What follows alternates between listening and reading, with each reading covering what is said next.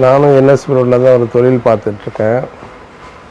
சாரதாஸ் 1969 திறந்தாங்க. திறந்த போது நானும் இங்கே தாங்க இருந்தேன், போனேன். அப்போவே ஒரு ப்ராஸ்பரஸான எண்ணம் எனக்கு ஒரு வைப்ரேஷனில் தெரிஞ்சிச்சு. அங்கே ஆரம்பத்தில் சின்ன கடையாக வச்சுருந்தாங்க. அப்போவே நல்ல உபசரிப்பு. மக்களுக்கு என்னென்னலாம் செய்யணுமோ அதெல்லாம் அன்போடு செஞ்சாங்க. மக்கள் கூட்டம் அதிகமாக வர ஆரம்பிச்சது. இட வசதியும் பத்தாமி போச்சு.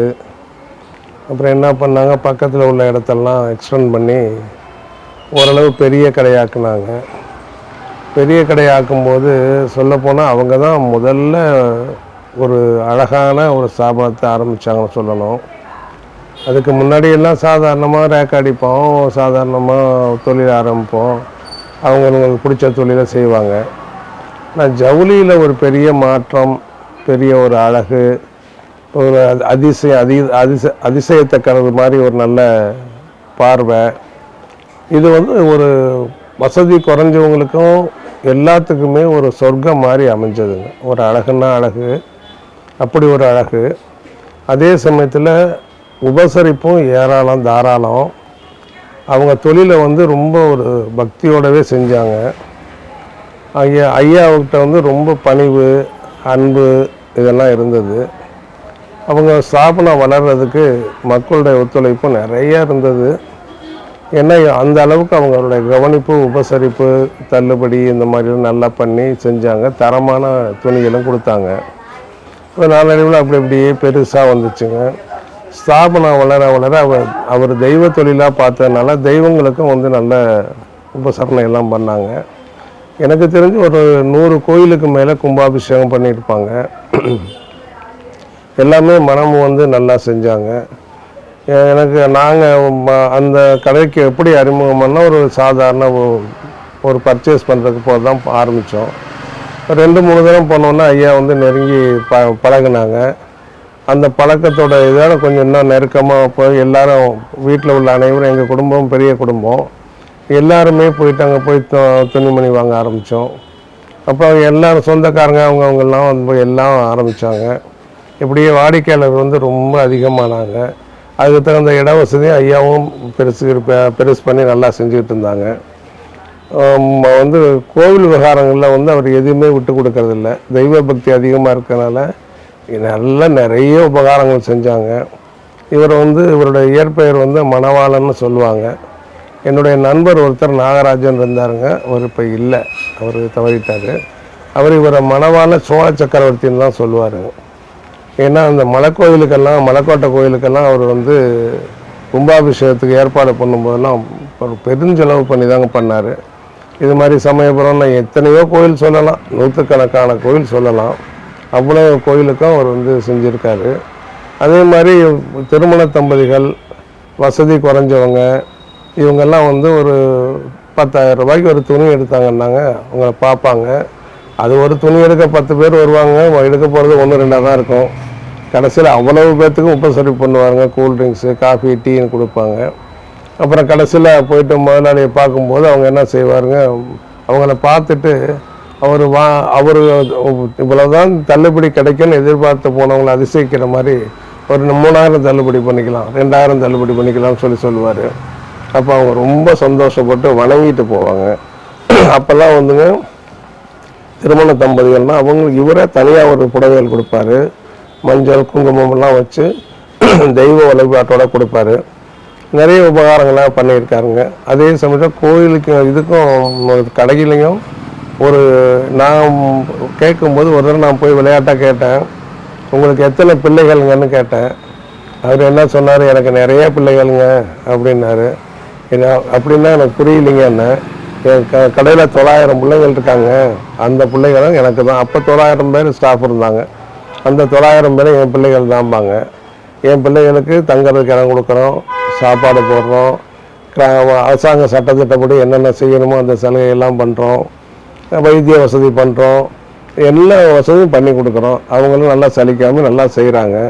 நான் உயர்வானது காரணமே எங்களுடைய கடை ஊழியர்கள் தான் சொல்லுவாங்க. ஒரு முறை பார்க்கும்போது ரொம்ப சோர்வாக இருந்தார். அப்போ நாங்கள் 2 பேரும் உட்காந்து டேபிளில் இப்போ உட்காந்து பேசிகிட்டு இருந்தோம். பேசும்போது சொன்னேன், ஐயா நீங்கள் ரொம்ப சோர்வாக இருக்கிறீங்க, கொஞ்சம் ஓய்வு எடுக்கலாமே அப்படின்னேன். அவர் 2 நிமிஷம் கழித்து சொன்னார், தம்பி எனக்கே வேலை பத்தலைன்னு சொல்கிறேன், நீங்கள் என்னென்னா என்னை ஓய்வு எடுக்க சொல்லி சொல்கிறீங்க அப்படின்னாரு. அப்போ அவருக்கு வயசு ஒரு 70-75 வயசு இருக்குங்க. 75 வயசுலேயும் ஒரு இளைஞர் மாதிரி செயல்படுறாரு.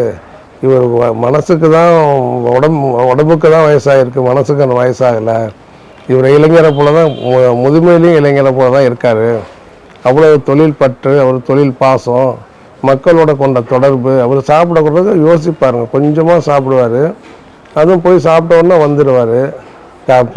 குடும்பம் இருந்தாலும் கடையிலேயே ரொம்ப நாள் தங்கி இருப்பாருங்க, கடையில் தான் இருப்பார். இரவு பகல் எப்போ வேணாலும் கடையில் பார்க்கலாம். அப்படி தான் அவர் தொழிலை வளர்த்தாரு. தொழில் வந்து எல்லாத்துக்கும் சின்ன வயசு பெரிய வயசு அப்படின்லாம் ஒன்றும் இல்லைங்க, எல்லாத்துக்குமே சொர்க்கமாக தான் இருக்குது. இன்றைக்கும் அவருக்கு வந்து வயோதிக காரணத்தினால பிள்ளைகள் பொறுப்பேற்றுக்கிட்டாங்க. அதுக்கு பிறகும் நான் நல்ல அப்பா மாதிரியே அவங்களும் நல்லபடியாக கஸ்டமரை கவனிக்கிறது, இது வேண்டான்னா மாற்றி கொடுக்கறது, அவங்களுக்கு விருப்பப்பட்ட எந்த வயதினருக்கும் உள்ள ட்ரெஸ்ஸு துணிமணி எல்லாமே ரொம்ப பர்ஃபெக்டாக வச்சுருப்பாங்க. ரொம்ப ஸ்தாபனத்தை வந்து ரொம்ப நேசித்து பாசத்தோடு பார்க்குறாங்க. தொழில் தான் முக்கியம் அப்படின்னு பார்க்குறாங்க, தொழிலோட பக்தியும் முக்கியம் அப்படின்னு பார்க்குறாங்க, பக்தியோட தர்மமும் முக்கியம் அப்படின்னு பார்க்குறாங்க. எல்லாமே அவங்க வந்து ரொம்ப எனக்கு தெரிஞ்சு தொழிலில் உள்ளவங்க இவ்வளவு தாராளமான இருக்கிறவங்க வந்து ரொம்ப குறைவு தான். இவரை நாங்கள் வந்து பல ஆண்டுகளாக தெரிஞ்சதுனால இதை தெரிவிக்கிறேன். பழைய என்எஸ்பி ரோடுங்கிறது வந்துங்க ரொம்ப குறுகலாக தான் இருந்தது. நிறைய சின்ன சின்ன கடைகள் நிறைய இருந்தது. மக்கள் வந்து ரொம்ப நெருக்கடியில் தவிச்சிட்டு இருப்பாங்க. இப்போவும் பண்டிகை காலத்தில் அப்படி தாங்க கொஞ்சம் கூட்டம் அதிகமாக தான் இருக்குது. இவங்க இடத்துக்கு வந்து பார்க்கிங் வசதி, இன்னும் மக்கள் கழிப்பிடம், எல்லாத்துக்குமே ஒருத்தருக்கும் இல்லை, எல்லாத்துக்குமே அது ஒரு பொது ஸ்தாபனம் மாதிரி பண்ணுறாங்க. மக்கள் சேவை தான் மகேசன் சேவைன்னு நினச்சி அவங்க செய்கிறாங்க. மக்கள் தாங்க அவங்க ரொம்ப முக்கியமாக கருதுகிறாங்க. பழைய என்எஸ்பி ரோடை விட இப்போ புதுமையானதுக்கு பிறகு கடைகள், பெரிய கடைகள்லாம் வர ஆரம்பிச்சதுங்க. அதில் இன்றைக்கி வரைக்கும் லீடிங்காக அவங்க தான் இருக்காங்க. எத்தனையோ கடைகள் வந்துருச்சு, எவ்வளோ நல்ல டெக்கரேஷன்லாம் பண்ணி வச்சுருக்காங்க. இவங்களுடைய சர்வீஸ் மனப்பான்மையினாலையும் இவங்களுடைய டிவோட்டி அந்த அதுக்குன்னே ஸ்பேர் பண்ண மாதிரி இருக்கிறனாலையும் இவங்க தான் இன்றைக்கு வரைக்கும் முதலிடத்தில் இருக்காங்க, நல்லபடியாக பண்ணிக்கிட்டு இருக்காங்க. எனக்கு தெரிஞ்சு சுனாமிக்கு ஏராளமான துணிகள், பெட்ஷீட்டு, போர்வை, இதெல்லாம் ஏராளமாக லாரியாக அனுப்பி இவ்வளவு மனசு வந்துச்சோ தெரியல, அவ்வளவு பொருள்கள் வழங்கியிருக்காரு. இந்த கஷ்ட காலங்கள் வரும்போது இவங்க தனிப்பட்ட முறையில் கோயில்களுக்கு செய்கிறத மாதிரி பொதுமக்களுக்கும் பொது தொண்டு நிறைய செஞ்சுருக்காங்க. ஒரு எங்கேயாவது ஒரு அசம்பாவிதம்னா அங்கே இவங்களுடைய பணிகள் வந்து நிறைய இருக்கும். இவங்க ஸ்டாஃப் அனுப்புவாங்க, அதுக்கு தகுந்த ஆட்களை வேலைக்கு அமர்த்தி செய்வாங்க. தானம், தர்மம், புண்ணியம் இதெல்லாம் எல்லாமே அவங்க செய்கிறாங்க.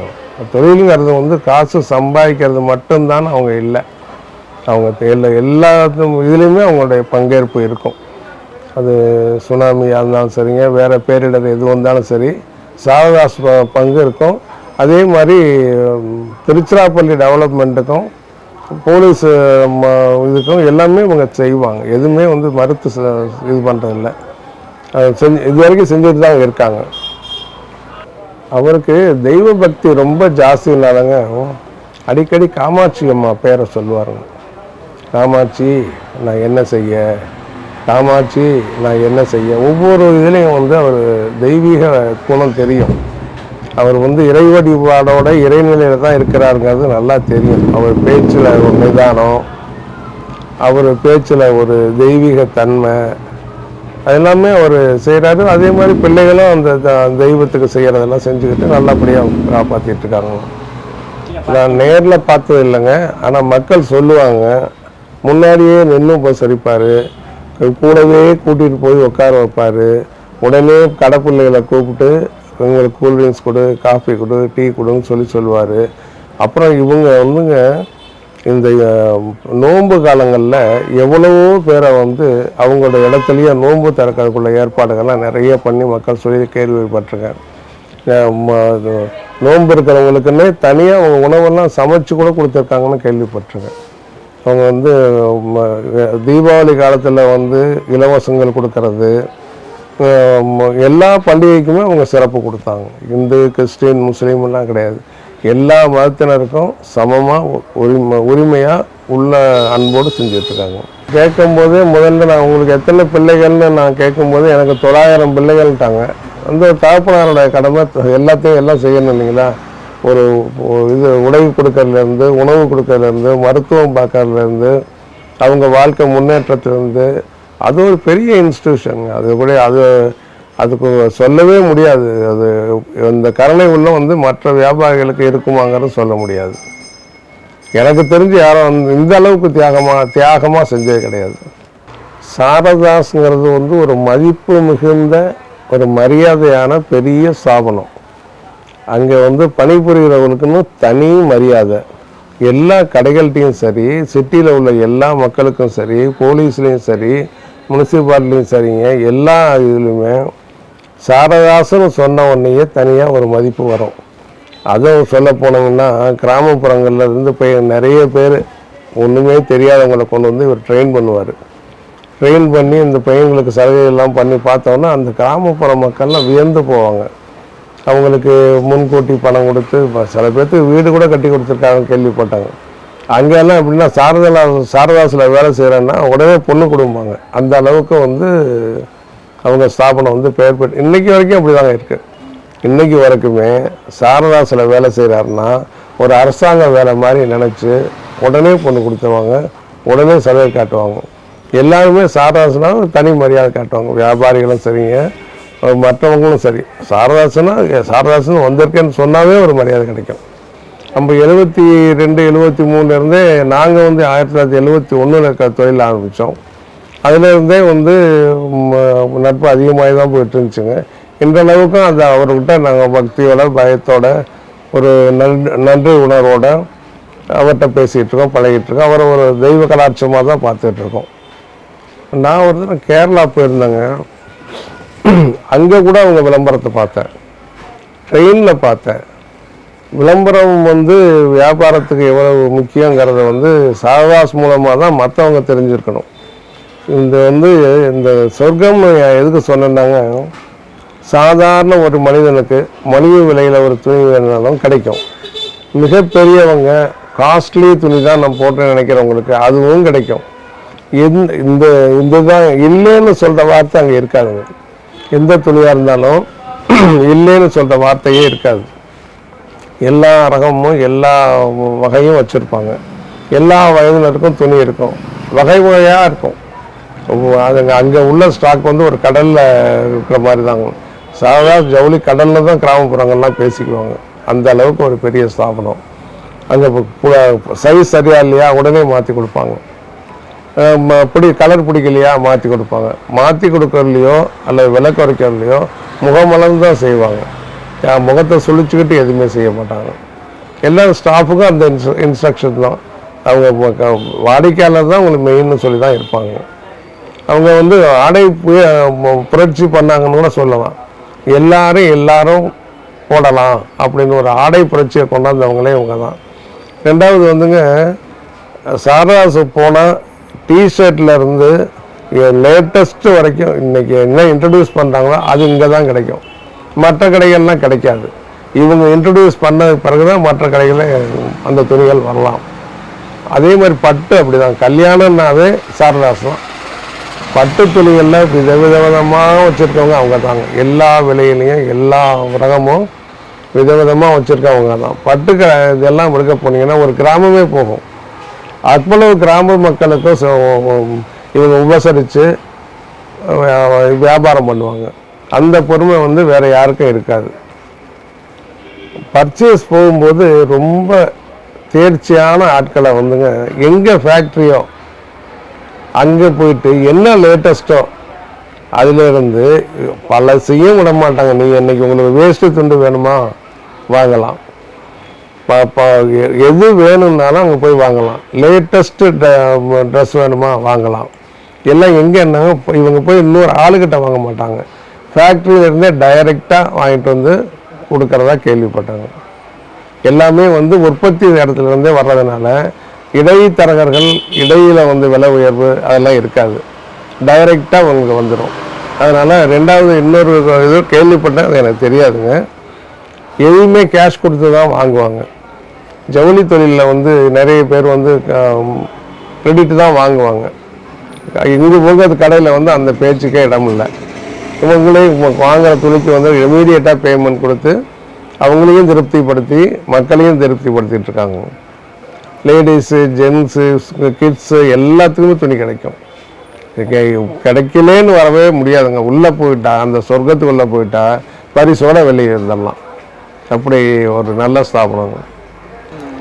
முன்னாடி வந்துங்க ஆடைகளில் வந்து ஒரு சில குறிப்பிட்ட ரகங்கள், குறிப்பிட்டவங்களுக்கு இப்படி தான் இருக்கும் அப்படி தான் இருக்குன்னு ஒரு வரமுறையெல்லாம் இருந்தது. அதுக்கப்புறம் நாகரிகம் வளர அதுக்கு தகுந்தா போல் ஐயாவும் கொஞ்சம் வயோதிகத்தினால கொஞ்சம் ரெஸ்ட் எடுக்க போகும்போது பிள்ளைகள் அந்த பொறுப்பை இருக்கும்போது இவங்க படித்த படிப்பு, இவங்க அனுபவம், இவங்க இப்போ லேட்டஸ்ட்டாக என்னென்ன இருக்குங்கிற ஒரு ஆர்வம், இதெல்லாம் கொண்டது. எத்தனையோ கடைகள் எத்தனையோ வந்தாலும் என்னென்ன அவங்க இது பண்ணார், யங்ஸ்டர்லேருந்து டீனேஜ் பாய்ஸ்லேருந்து கேர்ள்ஸ்லேருந்து வயசானவங்க வரைக்கும் எல்லாத்துக்கும் கிடைக்கிற ஒரே இடம் சாரதாஸ் தாங்க. நீங்கள் எத்தனை கடைகள் திறக்கட்டும், என்ன பண்ணட்டும், ஆனால் இவங்களை பீட் பண்ண முடியாது. ஏன்னா அதுக்கு இவங்க என்ன லேட்டஸ்ட்டுங்கிறத ரொம்ப ஆராய்ச்சி பண்ணி என்ன டியூரபிளாக இருக்கும், எது நல்லா உழைக்கும், எது நல்லா எங்கே விலை வந்து ரொம்ப கம்மியாக இருக்கும் அப்படின்லாம் பார்த்து தேர்ந்தெடுத்து எடுக்கிறதுனால இவங்க கடையில் வந்துங்க அந்த ஆடை புரட்சிங்கிறது அந்த இதுதான் பெரிய புரட்சி. அவங்க என்ன லேட்டஸ்ட்டு என்ன வேணும் அப்படின்னு கேட்டால் அவங்ககிட்ட எல்லாமே கிடைக்குங்க. வீட்டுக்கு அலங்கார பொருள்லேருந்து பெட்ஷீட் தலையணையிலேருந்து எது கேட்டாலும் கிடைக்குங்க. ஜவுளியை பொறுத்த வரைக்கும் அவங்ககிட்ட இல்லைங்கிற வார்த்தையே இல்லை. தமிழ்நாட்டிலங்க எத்தனையோ பெரிய பெரிய நகரமெல்லாம் இருக்குது, எத்தனையோ பெரிய பெரிய ஜவுளி ஸ்தாபனங்களும் இருக்குது, மற்ற ஸ்தாபனங்களும் இருக்குது. ஆனால் பார்த்தீங்கன்னா எங்கேருந்து வரீங்கன்னு பார்த்தா நாகப்பட்டினம்பாங்க, இன்னொருத்தர் எங்கேருந்து வரீங்கன்னா செங்கல்பட்டும்பாங்க, இன்னொருத்தர் சென்னைம்பாங்க, விழுப்புரம்பாங்க, கேரளாம்பாங்க. தமிழ்நாடு இல்லாமல் அடுத்த ஸ்டேட்டு எல்லாமே பார்த்தீங்கன்னா எங்கே வந்திருக்கீங்கன்னா சாரதாஸ் வந்திருக்கேம்பாங்க. ஏங்க அங்கே என்ன இருக்குன்னா அது ஒரு தாய் வீடு மாதிரி. அங்கே துணி எடுத்தால் தான் ராசி, அங்கே துணி எடுத்தால் தான் நல்லாயிருக்கும், அங்கே துணி எடுத்தால் தான் மன நிறைவாக இருக்கும். அதனால் நாங்கள் நேற்று நைட்டு வந்தோங்க, இங்கே தங்கியிருந்துட்டு காலையில் சமயத்தில் முன்னாடியெல்லாம் தீபாவளி சீசன்லாம் பார்த்திங்கன்னா உண்மையாகவே பொய்யெல்லாம் கிடையாது, இங்கே கடை வாசல்லேருந்து தெப்பக்குளம் தாண்டி கூட கியூ நிற்கும். அந்த அளவுக்கு மக்கள் வந்து வெயிட் பண்ணி வாங்கிட்டு போவாங்க. இவங்களும் மனம் செழிக்காமல் 12 மணி 1 மணி கூட அவங்கெல்லாம் கடை மூடி பார்த்துருக்கோம். காலையில் 8:30க்கெல்லாம் கடை திறந்துடுவாங்க. கடை திறந்ததில் இருந்துங்க கூட்டம் வந்துக்கிட்டே தான் இருக்கும். அவ்வளவு பேர்த்துக்கும் அவங்க கொடுத்துக்கிட்டு தான் இருக்காங்க. வெளியூரில் மட்டும் இல்லைங்க, வெளிநாட்டில் இருந்தும் வந்து இங்கே தான் துணி எடுக்கிறாங்க.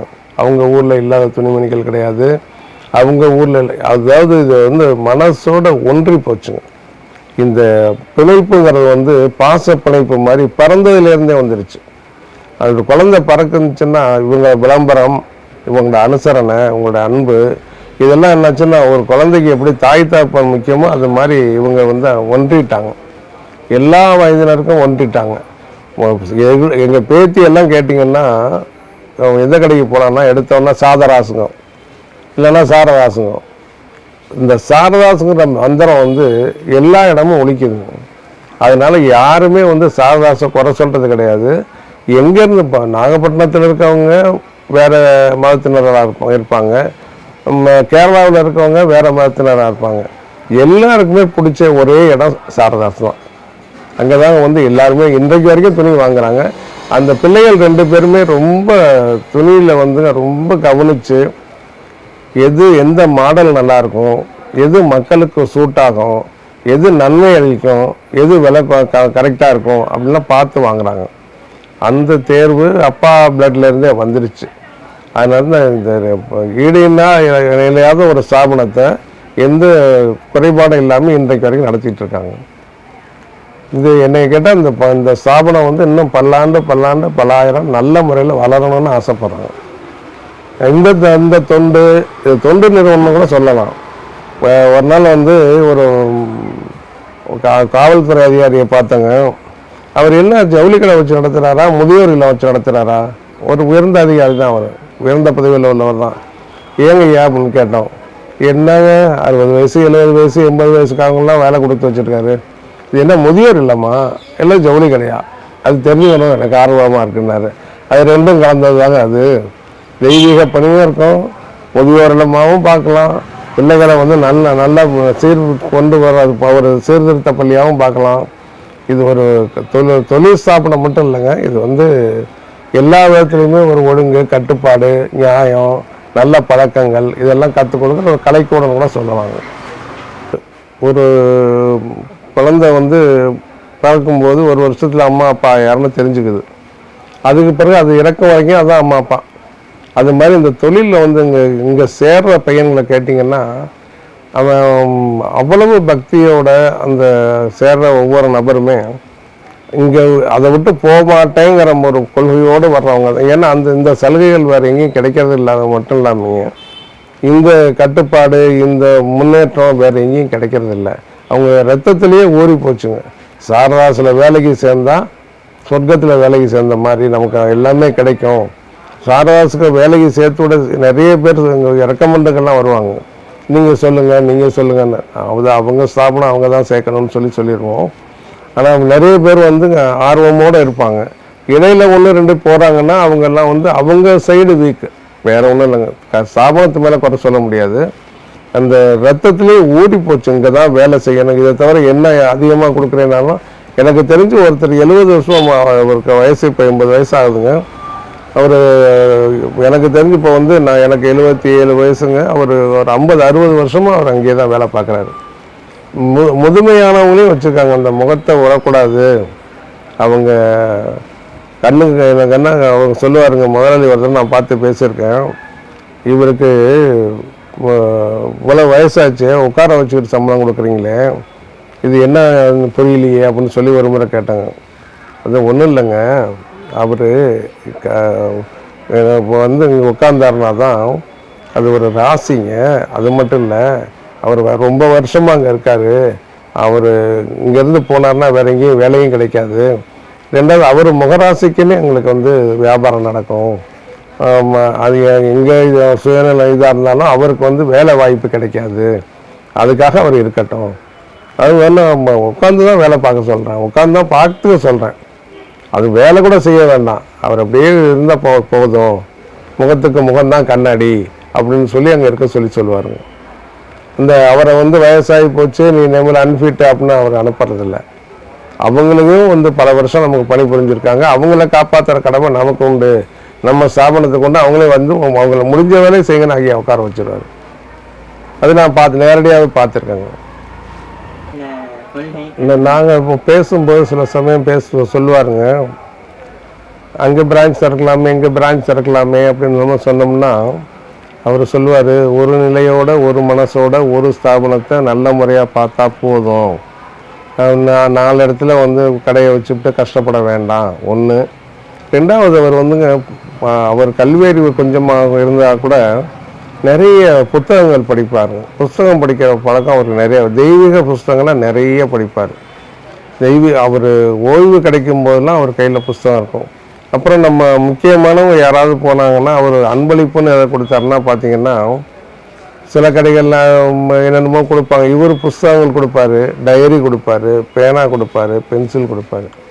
அதை தவிர தேவாரம், திருப்புகழ் இந்த மாதிரி புஸ்தகங்கள் கொடுப்பாரு. நன்னடி புஸ்தகங்களும் கல்விக்கு உதவியான இதுவும் அவர் வந்து கண்டிப்பாக கொடுப்பாருங்க. அவங்களுக்கு மனசுக்கு பிடிச்சவங்களுக்கு அவர் கொடுக்கும்போது இது மாதிரி கொடுத்து வாழ்த்தி அனுப்புவாருங்க. சிக்கனமாகவும் இருக்க சொல்லுவார். வாழ்க்கையிலையும் சிக்கனமாக இருக்கணும், நல்ல பழக்கங்களோடு இருக்கணும்னு. அவருக்கு படிக்கிற பழக்கம் எனக்கு ரொம்ப காலத்துக்கு தெரியுங்க. அவர் நிறைய புஸ்தகம் படிக்கிறாருங்கிறது அப்புறம் தான் தெரியும்.